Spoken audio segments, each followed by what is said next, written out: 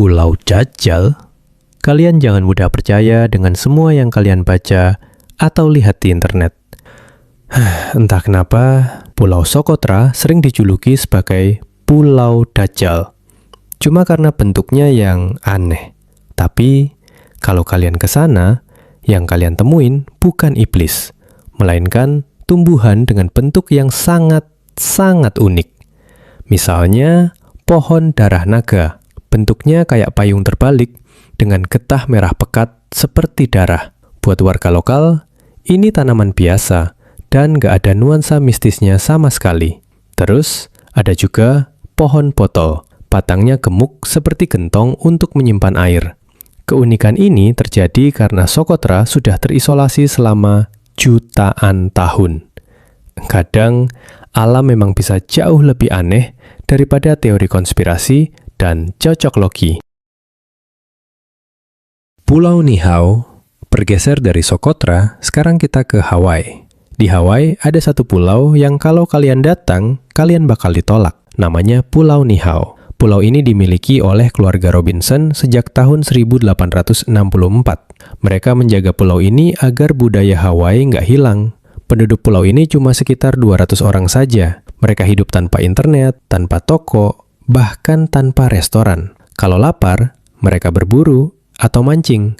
Kalau butuh sesuatu, biasanya mereka barter. Dan bahasa sehari-hari mereka bukan bahasa Inggris, melainkan bahasa Hawaii kuno. Listrik di sini juga sangat terbatas. Warga menggunakan tenaga surya. Dan berita dari dunia luar biasanya cuma datang dari warga yang baru pulang dari pulau tetangga.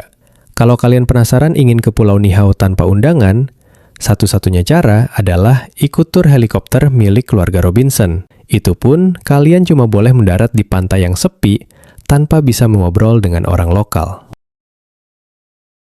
Runit Dome. Sekarang kita bergeser ke tengah Samudra Pasifik. Di sana ada sebuah pulau yang kalau dilihat dari atas, bentuknya aneh. Kayak ada piring raksasa yang tertanam di tanah. Tapi jangan salah, di bawah kubah beton itu tersimpan sampah paling berbahaya di dunia. Ini adalah tempat Amerika nyampah sisa-sisa ledakan bom nuklir mereka dulu. Mungkin kalian ngebayangin isinya gas atau cairan beracun. Tapi aslinya, kubah ini dipenuhi ribuan ton tanah dan puing bangunan yang sudah beracun karena paparan bom nuklir. Yang bikin ngeri, kubah ini cuma nutup bagian atasnya saja, kayak tutup panci tanpa pancinya. Dasarnya cuma tanah karang biasa, dan karang itu berlubang-lubang. Masalahnya, karang itu kayak spons. Air laut bisa dengan mudah masuk dari bawah, nyampur dengan debu beracun di dalam kubah, lalu keluar lagi ke laut lepas. Kalau suatu hari beton ini jebol, semua racunnya bakal menyebar ke laut. Ikan-ikan akan terkontaminasi. Dan ketika ikan itu dimakan manusia, racunnya juga ikut pindah ke tubuh kita. Pulau Vosrochenia. Habis bahas kubah nuklir, sekarang kita pindah ke Asia Tengah. Ada sebuah pulau dengan sejarah yang nggak kalah seram, namanya Pulau Vosrochenia. Dulu, pulau ini dipakai Uni Soviet sebagai lokasi eksperimen senjata biologis yang sangat rahasia.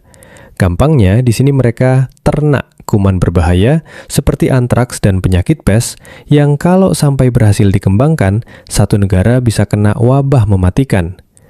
Masalah jadi makin kacau waktu Uni Soviet bubar. Para ilmuwannya pergi begitu saja, ninggalin laboratorium dan sisa-sisa eksperimen berbahaya di pulau ini. Parahnya lagi, Laut Aral yang dulu mengelilingi pulau ini sekarang hampir mengering total. Tempat yang tadinya pulau terisolasi, sekarang justru nyambung langsung ke daratan. Meski kabarnya pernah dibersihkan, kuman seperti antraks punya spora yang bisa bertahan hidup puluhan tahun di dalam tanah. Mereka nggak mati, cuma tidur. Itulah alasan kenapa tempat ini masih terlarang sampai sekarang. Bahayanya nggak kelihatan mata, tapi sekali salah hirup udara di sana, urusannya bukan lagi soal rumah sakit, tapi soal nyawa. Pulau Hashima. Sekarang kita pindah ke Jepang.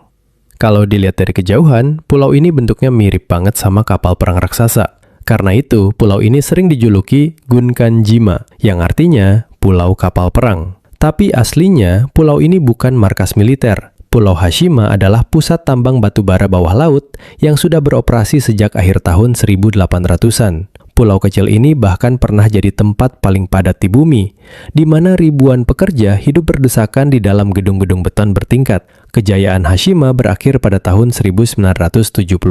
Saat itu, dunia mulai beralih ke energi minyak, dan tambang batu bara ini akhirnya ditutup total. Dalam waktu singkat, pulau yang tadinya penuh kehidupan mendadak kosong. Sejak saat itu, Hashima dibiarkan terbengkalai selama puluhan tahun. Bangunan-bangunan beton mulai lapuk, alam perlahan mengambil alih, dan pulau ini berubah menjadi kota hantu di tengah laut dengan suasana yang cukup menyeramkan. Pulau ini juga masuk daftar area terbatas karena alasan keamanan. Banyak bangunan sudah sangat rapuh dan bisa roboh kapan saja. Selain itu, ada sejarah kelam soal kondisi kerja di masa lalu yang membuat tempat ini cukup sensitif. Itulah sebabnya, meskipun sekarang wisatawan boleh datang lewat tur resmi, mereka hanya diizinkan berada di area tertentu saja dan dilarang keras masuk ke dalam bangunan-bangunan tua di pulau ini.